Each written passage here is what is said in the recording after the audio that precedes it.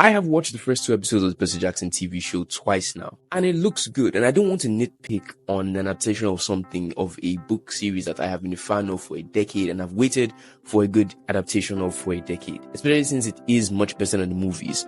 But there's already one glaring problem with this adaptation, and that glaring problem's name is Disney. Cue ominous music.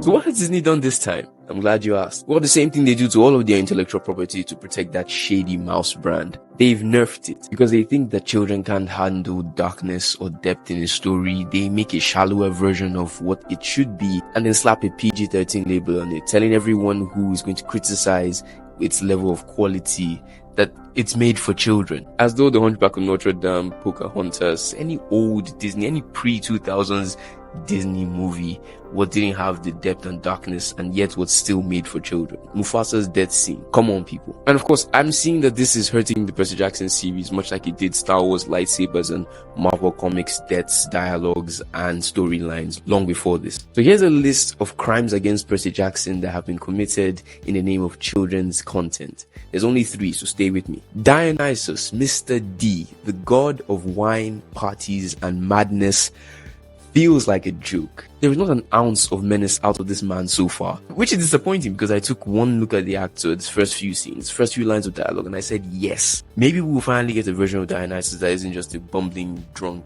idiot. No offense to Stanley Tucci, but one that might actually consider turning into a dolphin for the fun of it. Crime number 2, Chiron does not feel ancient, and he's doing this thing sometimes where he's trying to be, I don't know, hashtag relatable. It feels very Marvel-esque, dialogue sometimes. Not recent Marvel, early Marvel, so it's still good. It just doesn't feel like the mythical borderline immortal sense that I read about just last week for like the 10th time. Someone also said that the actor himself just doesn't give off ancient, and it's because he's a New York actor, and I can kind of see it. Like it or not, there's very few people that can effortlessly play ancient. 2 of them are British for a very good reason, and the other one is Morgan Freeman. Now I forgive them because obviously those are extremely expensive actors and old actors, which might be an issue in the long run.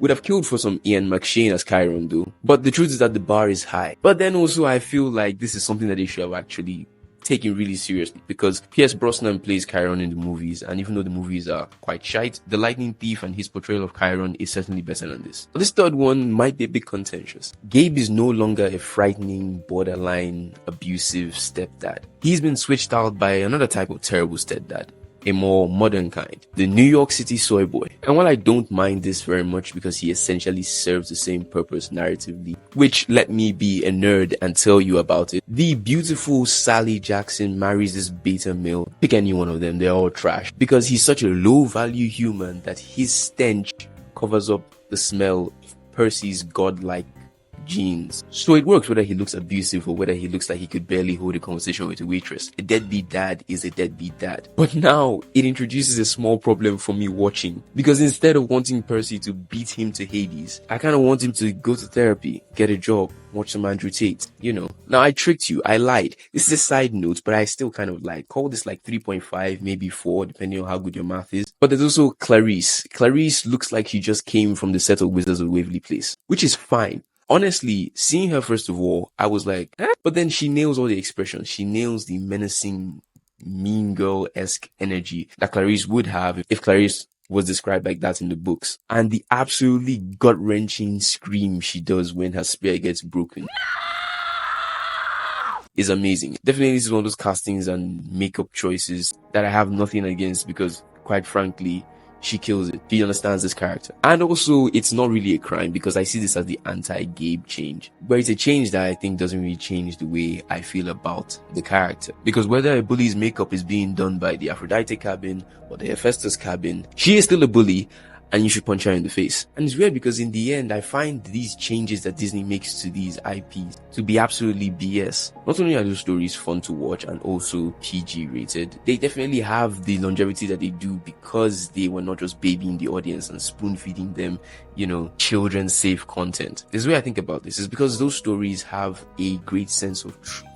And for stories to be true, sometimes true things are dark. And the reason that it's bad to just water everything down because children is that you end up lying to them. You're not really making children's safe content. You're just lying to them. And that inherently makes the stories worse. I mean, come on. If the Batman could pass as a PG-13 movie, what's wrong with the Percy Jackson series? Disney needs to make stories again that feel like they have stakes. It's affecting Star Wars, Marvel, this Disney main stories, everything.